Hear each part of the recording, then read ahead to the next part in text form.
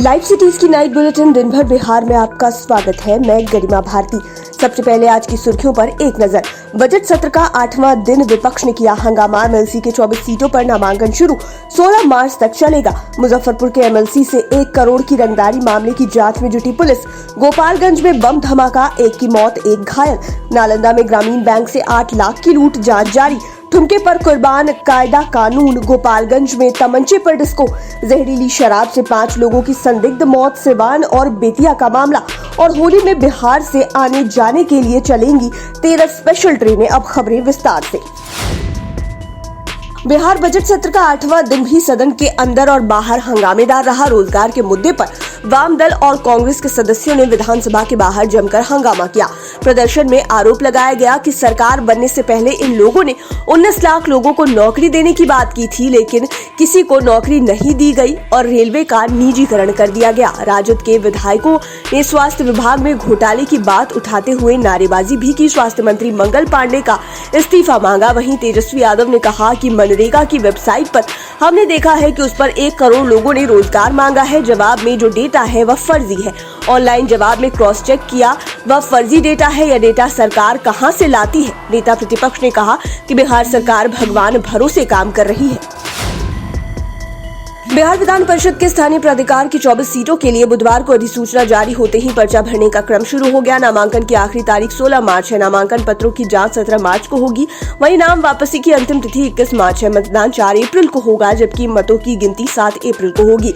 नामांकन के दौरान प्रत्याशी निर्वाची पदाधिकारी कक्ष के 100 मीटर की परिधि में 2 वाहन लेकर प्रवेश कर सकते हैं। इस क्रम में प्रत्याशी के साथ 2 लोगों को आने की अनुमति मिलेगी। देश के वैसे नागरिक जिनका किसी भी विधानसभा क्षेत्र के निर्वाची सूची में नाम हो, वे विधान परिषद निर्वाचन के लिए अपना नामांकन दे सकते हैं। साथ ही संवीक्षा तिथि तक उनकी उम्र 30 वर्ष अनिवार्य रूप से होनी चाहिए। नामांकन के लिए सामान्य अभ्यर्थी के लिए एनआर की राशि 10,000, जबकि अनुसूचित जाति एवं जनजाति के प्रत्याशियों के लिए 5,000 रुपए निर्धारित है। उत्तर प्रदेश विधानसभा चुनाव के अंतिम चरण की वोटिंग के बाद एग्जिट पोल आ गए हैं, जिसमें बीजेपी की सरकार बनती दिख रही है। वहीं समाजवादी पार्टी द्वारा ईवीएम से छेड़छाड़ का आरोप भी लगाया गया है। हालांकि कल यानी 10 मार्च को आने वाले नतीजे का इंतजार करना होगा। इसी बीच हम सुप्रीमो और बिहार के पूर्व सीएम जीतन राम मांझी ने यूपी चुनाव नतीजे से पहले बड़ा दावा किया है। हम सुप्रीमो जीतन राम मांझी ने बड़ा दावा करते हुए कहा कि यूपी चुनाव परिणाम का असर बिहार में भी पड़ेगा। उन्होंने कहा कि दिल्ली हो या यूपी चुनाव, उसका असर तो बिहार में पड़ता ही है। साथ ही मांझी ने यह भी कहा कि इसका असर बिहार में भी पड़ेगा, लेकिन 10 मार्च के बाद क्या होगा हम अभी नहीं कह सकते हैं। आरजेडी की ओर से यूपी चुनाव के बाद बिहार में खेला होने की बात कही जाती रही है। मुजफ्फरपुर के जेडीयू के एमएलसी प्रत्याशी दिनेश प्रसाद सिंह से 1 करोड़ की रंगदारी मांगी गई है। रुपए नहीं देने पर उन्हें AK-47 से भूनकर हत्या करने की धमकी भी मिली है। मामला संज्ञान में आते ही पुलिस प्रशासन में हड़कंप मच गया है। घटना को लेकर उनके निजी सचिव चंद्रभूषण कुमार ने सोमवार को सदर थाने में FIR दर्ज कराई है। इसकी पुष्टि SSP जयंतकांत ने की है। बताया जा रहा है कि एमएलसी के मोबाइल पर 4 फरवरी को 2:17 पर एक अनजान नंबर से धमकी भरा मैसेज आया था। कुछ देर बाद उसी नंबर से कॉल भी आया। कॉल करने वाले ने मैसेज पढ़ने की बात कही। इसके बाद कॉल काट दिया गया। मैसेज में लिखा था कि पुलिस को सूचना देने पर अंजाम बुरा होगा, 1 करोड़ रंगदारी चाहिए, जगह मैं तय करूंगा। साथ ही एक नंबर भी दिया गया था और फूलदेव भगत नामक व्यक्ति से बात करने को कहा गया था।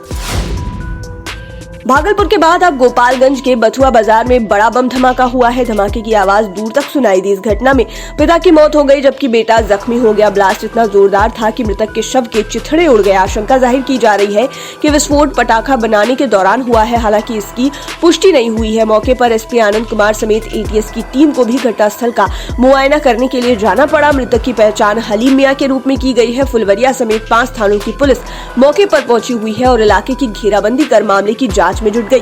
जिस मकान में ब्लास्ट हुआ उसका आधा हिस्सा पूरी तरह से क्षतिग्रस्त हो गया। यह घर हलीम मियां का ही था। इधर धमाके में शव के टुकड़े को पुलिस ने अलग अलग जगहों से बरामद किया और फिर इसे बोरी में लेकर पोस्टमार्टम के लिए भेज दिया। वहीं घायलों में से एक अख्तम आलम को गोरखपुर रेफर किया गया है। पटना एसएसपी मानवजीत सिंह ढिल्लों ने नौकरी के नाम पर ठगी करने वाले बड़े गिरोह का पर्दाफाश किया है। विभिन्न सरकारी और निजी प्रतिष्ठानों एवं प्रतिष्ठित शैक्षणिक संस्थानों में नौकरी दिलाने और परीक्षा पास कराने के नाम पर फर्जीवाड़ा करने वाले गिरोह का खुलासा हुआ है। पुलिस ने भारी मात्रा में इस गिरोह के पास से इलेक्ट्रॉनिक डिवाइस और दस्तावेज के साथ गिरोह के 4 परीक्षा सेंटर को गिरफ्तार किया है। एसएसपी को लगातार गोपनीय सूचना मिलती रही कि सरकारी और निजी प्रतिष्ठानों में नौकरी दिलाने के नाम पर फर्जीवाड़ा करने वाले गिरोह इन दिनों राजधानी पटना में सक्रिय हुए हैं। ये प्रतियोगिता परीक्षाओं और शैक्षणिक संस्थानों के परीक्षाओं को पास करवाने के नाम पर अभ्यर्थियों से मोटी रकम की उगाही करते रहे हैं।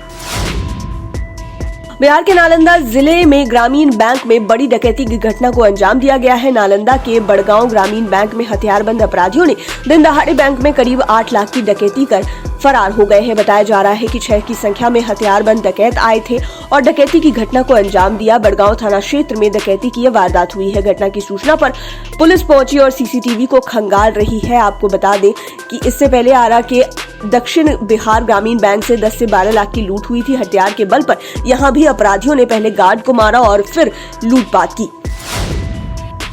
गोपालगंज जिले में एक वीडियो वायरल हो रहा है। इसमें युवक शर्ट उतार हाथों में पिस्टल लेकर डीजे की धुन पर थिरकते नजर आ रहा है। दरअसल यह वीडियो पिछले माह का है। सभी युवक अपने दोस्त के तिलक में गए थे और वहीं उन्होंने इस तरह से पिस्टल लहराकर डांस किया। वीडियो वायरल होने के बाद एसपी आनंद कुमार ने जांच के आदेश दे दिए हैं। नगर इंस्पेक्टर ललन कुमार के नेतृत्व में पुलिस ने कार्रवाई शुरू कर दी है। वीडियो नगर थाना क्षेत्र के काकड़कुंड गांव का है। यहां तिलक समारोह में मेहमानों के जाने के बाद युवकों ने स्टेज के सामने डीजे पर गाना बजाकर डांस शुरू कर दिया। युवकों पर होली का खुमार चढ़ गया और उनमें से 5 ने शर्ट उतार दिया। इसमें से 3 युवकों ने हाथ में पिस्टल लेकर डांस शुरू कर दिया। बिहार में शराबबंदी पर बार बार सवाल खड़े हो रहे हैं। यहाँ जहरीली शराब से मौतों का सिलसिला खत्म होने का नाम नहीं ले रहा है। शराबबंदी के बीच बिहार में फिर से जहरीली शराब से मौत की खबरें आई। पश्चिमी चंपारण में 2 लोगों की जहरीली शराब से संदिग्ध मौत हो गई। वहीं सिवान में भी 3 संदिग्ध की मौत हुई है, जिसमें जहरीली शराब से मौत होने की आशंका जताई जा रही है। सिवान में जहरीली शराब से मौत का संदिग्ध मामला दरौंदा प्रखंड के ढेबर गाँव की है। बताया जा रहा है कि एक ही गांव के 3 व्यक्ति की मौत जहरीली शराब पीने से हुई है। गांव के खेत से देसी शराब का एक थैला भी बरामद किया गया। वहीं आनन फानन में 2 मृतकों के परिजनों ने शव का दाह संस्कार कर दिया। जिला प्रशासन पूरे मामले में कुछ बोलने से मना कर रही है। होली को देखते हुए रेलवे ने कई जगहों पर 13 जोड़ी स्पेशल ट्रेनें चलाने की योजना बनाई है। यह ट्रेनें दिल्ली, मुंबई, कोलकाता और एर्नाकुलम आदि जगहों से बिहार के कई स्टेशनों तक चलाई जाएंगी। यह ट्रेनें 9 मार्च से 5 अप्रैल तक चलेंगी। पहली स्पेशल ट्रेन आज यानी कि बुधवार को अमृतसर से खुलकर बनमनखी तक आएगी। इससे पहले 9 से 19 मार्च के बीच बलिया छपरा के रास्ते आने जाने वाली 7 ट्रेनों को कैंसिल किया गया है। 9 ट्रेनें आंशिक समापन, आंशिक प्रारंभ और मार्ग परिवर्तन के साथ चलेंगी। लाइव सीरीज की नाइट बुलेटिन में फिलहाल इतना ही। खबरों की दुनिया में बने रहने के लिए हमारे चैनल को सब्सक्राइब करें। ये वीडियो फेसबुक पर देख रहे हैं तो पेज को लाइक करें, साथ ही साथ हमें ट्विटर पर जरूर फॉलो करें। धन्यवाद।